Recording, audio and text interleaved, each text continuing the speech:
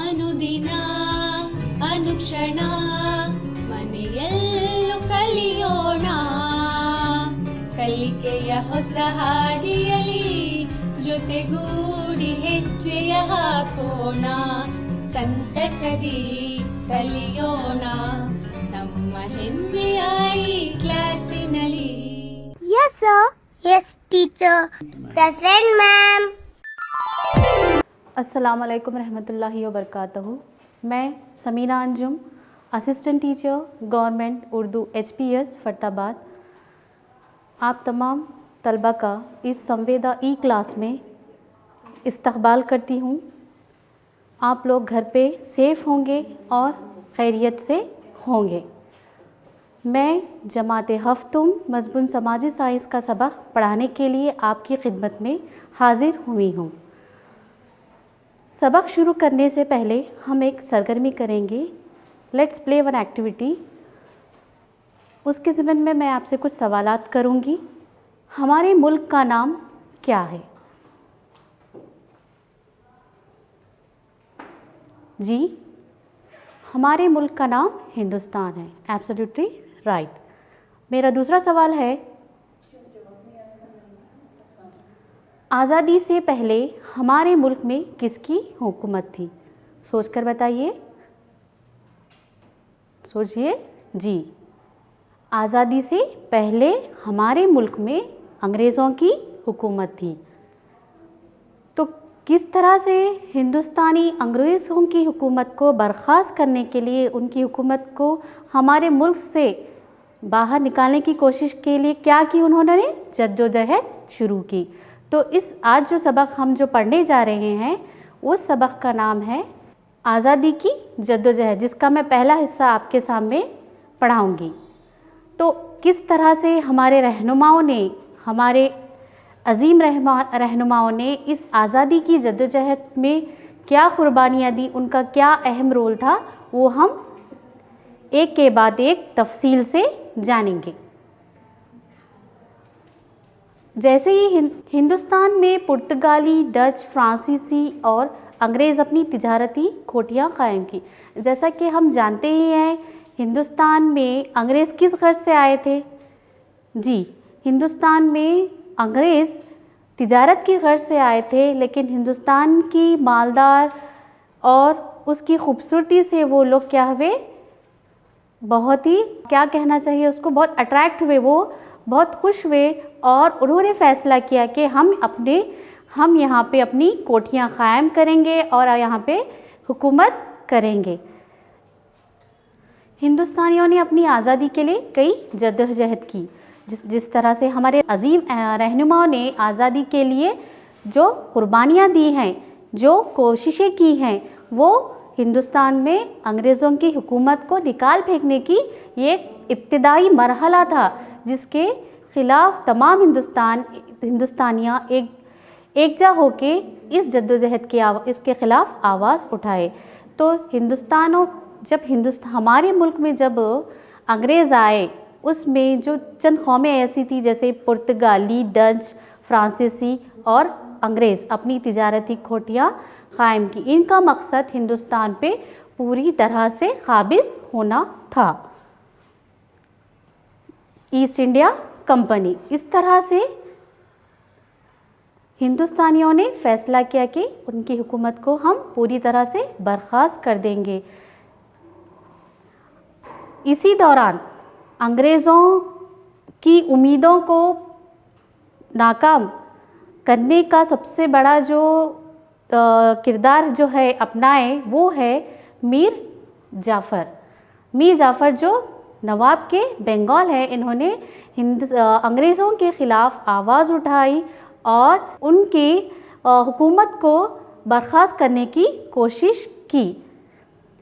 इसी दौरान इस जद्दोजहद में 1824 ता 1830 रानी चन्नम्मा और उनका वफ़ादार नौकर संगोली रायण्णा के साथ जद्दोजहद करते हुए जान गंवा दी। तो ये दो जो हिंदुस्तान के अज़ीम रहनुमाओं में से एक है, जो एक हिंदुस्तान की बहादुर जो खातून हैं रानी चन्नम्मा, और जो उनके वफादार जो नौकर है संगोली रायण्णा, जो इन्होंने आज़ादी की जद्दोजहद में बढ़ चढ़ कर हिस्सा लिया और इसके ख़िलाफ़, अंग्रेज़ों के ख़िलाफ़ आवाज़ उठाई और इन्होंने अपनी जान की कुर्बानी इस जद्दोजहद में कुर्बान कर दी। तो अंग्रेज़ 1857 ईस्वी के तारीख़ी वाक़े को सिर्फ़ फ़ौजी बगावत में शुमार किया, क्योंकि ये अंग्रेज़ जैसे ही हिंदुस्तान में काबिज़ हो गए, हिंदुस्तानियों ने इसके ख़िलाफ़ आवाज़ उठाई। इस आवाज़ को अंग्रेज़ों ने इसको क्या कहा, फ़ौजी बगावत का नाम दिया। लेकिन हिंदुस्तानी दावेदारों ने इसे हिंदुस्तान की पहली जंगी आज़ादी का नाम दिया। इस जद्दोजहद को हिंदुस्तानियों ने पहली जंगी आज़ादी का नाम दिया और ये बरतानी हुकूमत के ख़िलाफ़ अजीम जद्दोजहद थी। जानते हैं कि जद्दोजहद आज़ादी के वजूहात, इसके क्या कॉजेज़ थे। First war of what were the causes of first war of Indian independence. तो अब हम जानेंगे एक के बाद एक इसको तफसील से। जो पहली जो वजूहात थी सियासी वजूहात, दूसरी जो हम जानेंगे इंतज़ामी वजूहात, जो हम कहेंगे इसको एडमिनिस्ट्रेटिव कॉजेज़। तीसरी है मौशी वजूहात, इकोनॉमिक कॉजेज़। चौथी है समाजी व मजहबी वजूहात, सोशियो रिलीजियस कॉजेज़। पांचवी है फ़ौजी वजूहात। ये जो वजूहात है, किस तरह से हिंदुस्तानी अंग्रेज़ों के ख़िलाफ़ बगावत शुरू कर दी और हिंदुस्तानियों का मकसद था कि इनकी हुकूमत को पूरी तरह से बर्खास्त करना और हिंदुस्तान को, अपने मुल्क को आज़ादी दिलाना। फौरी वजूहात जो इमीडिएट कॉज था। तो पहले हम जानेंगे सियासी वजूहात। सियासी वजूहात क्या थी? मसलाए अल-हक़, जो डॉक्ट्रिन ऑफ लैप्स, ये क्या था? मसलाए अल-हक़, doctrine of lapse, Lord Dalhousie, इन्होंने डॉक्ट्रिन ऑफ लैप्स, जिसको हम कहेंगे मसलाए अल-हक़, को जारी किया और अमल में लाया। ये मसला अल-हक़ क्या है, इसके बारे में हम थोड़ा जानेंगे। मसला अल-हक़ एक अमल था जो हिंदुस्तानी राजा थे, जो हुकूमत कर रहे थे, उनका कोई वारिस ना हो और उसका इंतकाल हो गया, वो मर गया, तो उसकी सारी हुकूमत अंग्रेज़ों के हाथ चली जाएगी। इस अमल को, इस कानून को जारी करने वाले कौन थे?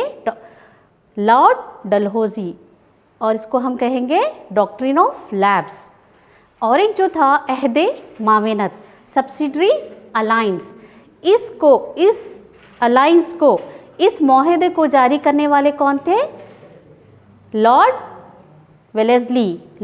वेलेस्ली। तो इसके बारे में हम थोड़ा जानेंगे कि क्या है ये सब्सिडरी अलाइंस। सब्सिडरी अलाइंस एक किस्म का एक मुआहदा था जो हिंदुस्तानी राजाओं के साथ किया गया था।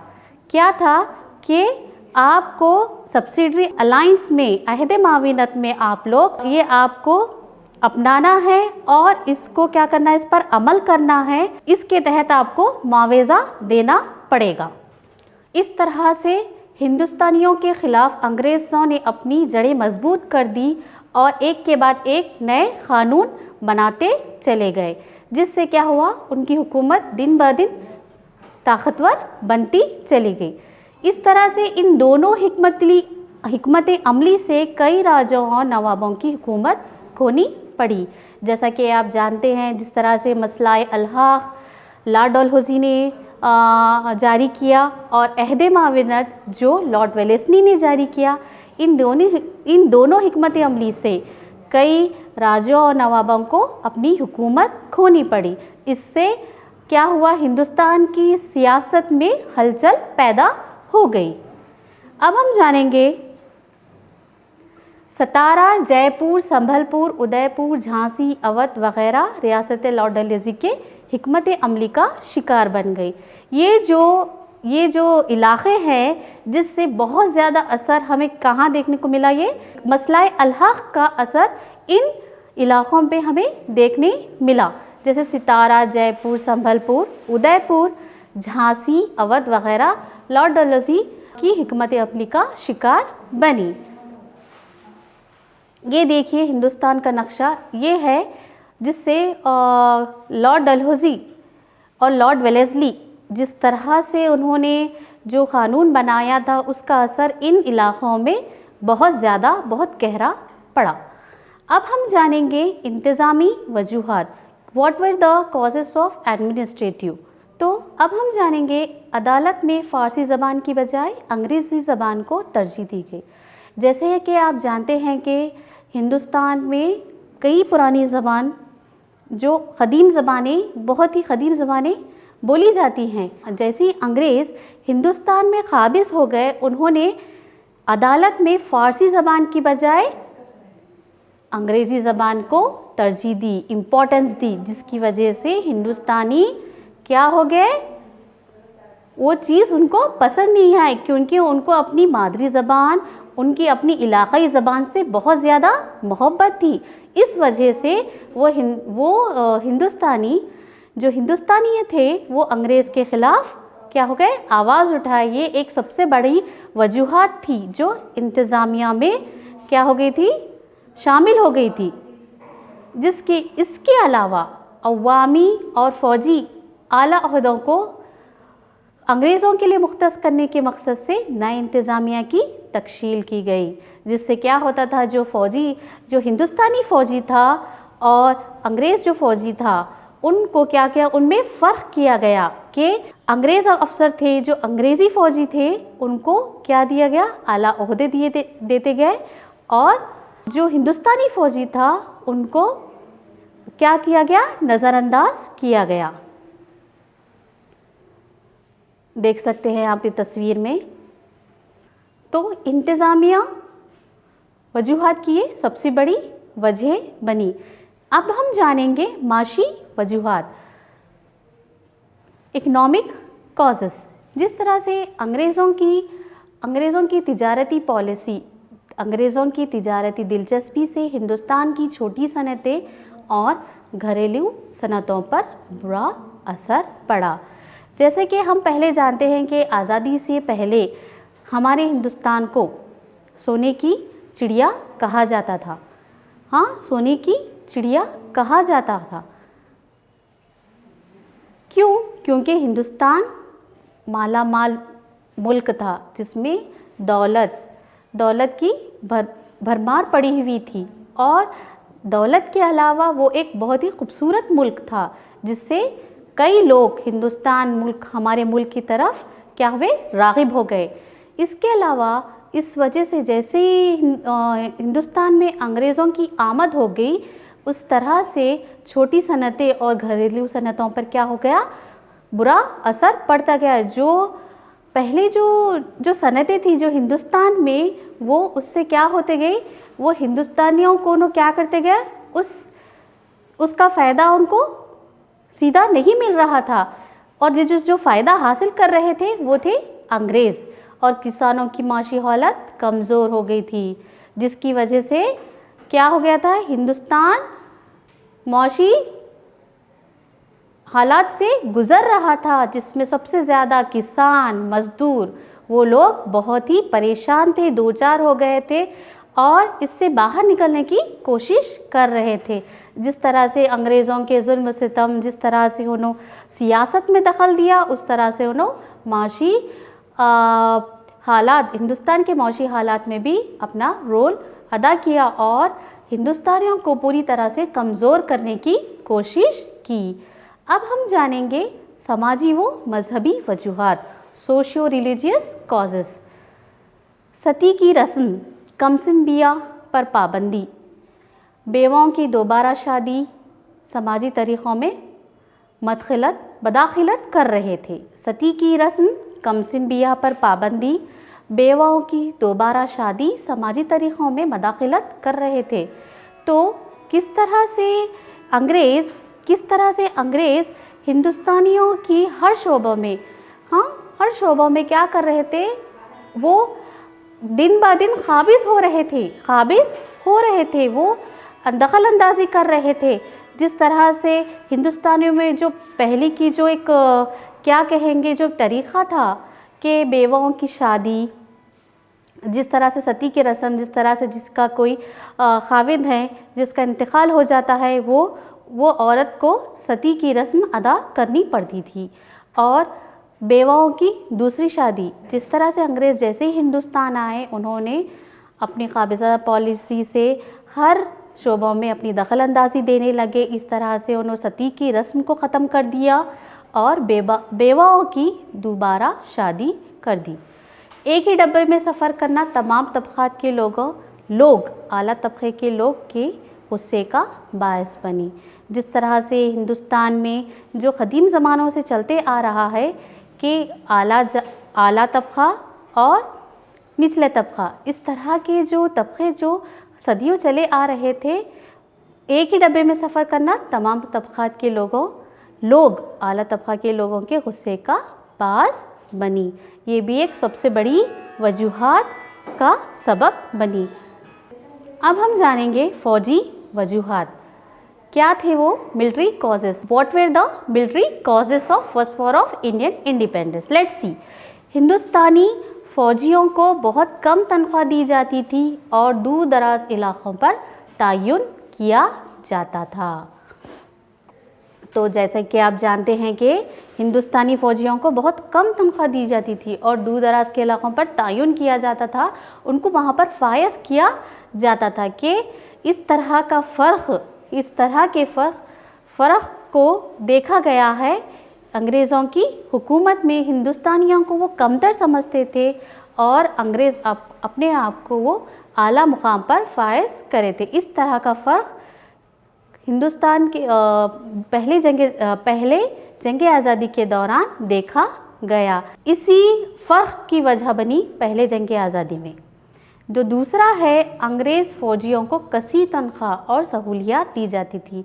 तो जैसा कि आप जानते हैं कि पहली जंग आज़ादी में अंग्रेज़ जो थे वो बड़े ओहदे पर फ़ायज़ थे और उन्हें हिंदुस्तानी फ़ौजियों के बनिस्बत कसी तनख्वाह और सहूलियात दी जाती थी। ये भी जो क्या था, फ़ौजी वजूहात का एक बहुत बड़ा सबब बनी। सिपाही पुश्तों से इस्तेमाल कर रहे मजहबी निशान और पगड़ियों के इस्तेमाल पर पाबंदी लगाई गई थी। जैसा कि आप जानते हैं सिपाही पुश्ते जो उनकी जो टोपी थी, जो ख़दीम जो पुश्तें जो पहना करते थे, उनके जो बाबा आदम से जो चली आ रही थी उस पर उन्होंने क्या कर दी थी, पाबंदी लगा ली थी। लेकिन ये हिंदुस्तानियों की एक शान थी, इस पर अंग्रेज़ों ने उसे क्या कर दिया था, उस पर पाबंदी लगा दी थी। इसके ख़िलाफ़ हिंदुस्तानियों ने आवाज़ उठाई और ये भी फ़ौरी वजूहात का सबसे बड़ा सबब बनी। जैसा कि आप देख सकते हैं तो जिस तरह की हिकमत अमली अंग्रेज़ अपना रहे थे वो उस पर हिंदुस्तानियों को क्या हो गया, उसके ख़िलाफ़ आवाज़ तेज़ करनी पड़ी दिन ब दिन। अब हम जानेंगे फ़ौरी वजूहात जिसको हम कहेंगे immediate cause. So what were the immediate cause of first war of Indian independence. जो अब हम जो देख रहे हैं आप लोग तस्वीर में बच्चों, ये क्या है, दिस इज़ इनफील्ड राइफल। एक क्या है ये इनफील्ड राइफल, एक जो किस्म की बंदूक है। इस पर क्या हुआ, 1857 ईस्वी नई तर्ज की बंदूक का इस्तेमाल हुआ। अंग्रेज़ के दौरे हुकूमत में एक बंदूक का क्या हुआ, यहाँ पे इस्तेमाल किया गया, जो क्या थी वो इनफील्ड राइफल, एक नई किस्म की, एक नई तर्ज की बंदूक थी। उस पर क्या था, इस इनफील्ड राइफल को फ़ौज में शामिल किया गया कागज़ पर खिंजीर और गाय की चर्बी।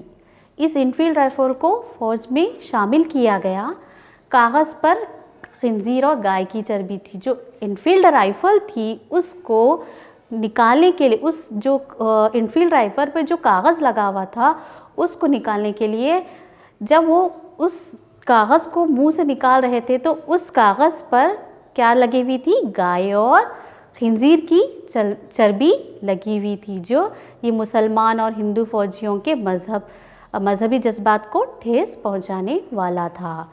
तो ये क्या था बच्चों, क्या ये एक किस्म, ये जो दोनों तबक़ात के लिए क्या था, नाक़ाबिले बर्दाश्त था जिसकी वजह से ये एक सबसे बड़ी वजह बनी फौरी वजूहात की। बगावत, इसको हम वह कहेंगे रिवॉल्ट, ये किस तरह से शुरू हुई? 10 मई 1857 ईस्वी को मेरठ की छावनी से बगावत शुरू हुई। तो मेरठ कहाँ है बच्चों? मेरठ जो है आपके जो एट प्रेजेंट जो विच स्टेट इन मेरठ? इन उत्तर प्रदेश। जो कहाँ पर है वो? उत्तर प्रदेश में। जो बगावत की जो शुरुआत हुई वो मेरठ की छावनी से शुरू हुई। बैरकपुर बंगाल, हिंदुस्तानी सिपाही मंगल पांडे ने चर्बी लगी बंदूक को इस्तेमाल करने से इनकार किया और सरेआम अंग्रेज़ अफसर को गोली मार दी। तो इस तरह से बगावत का जो सबसे जो ज़्यादा असर हमें कहाँ देखने मिला? वो मेरठ की छावनी में मिला। और इसी दौरान हिंदुस्तानी सिपाही मंगल पांडे ने इस बंदूक को मुंह से चर्बी निकालने के लिए मना कर दिया, इनकार कर दिया। इसी दौरान इसने अंग्रेज़ अफसर को गोली मार दी और ये सबसे बड़ी वजह बनी बगावत का। दिल्ली के सिपहसालार बख्त खान, कानपुर में नाना साहेब, दिल्ली के सिपहसालार बख्त खान, कानपुर में नाना साहेब और तांतिया टोपे, लखनऊ में बेगम हज़रत महल, झांसी में रानी लक्ष्मीबाई और बिहार में कुंवर सिंह की क़ियादत में बगावत शुरू हुई। ये जो अजीम रहनुमाओं ने एकजुट होके इन्होंने जद्दोजहद की शुरुआत कर दी और अंग्रेज़ों के ख़िलाफ़ आवाज़ तेज़ कर दी और इस बगावत का असर पूरे हिंदुस्तान में फैल गया था।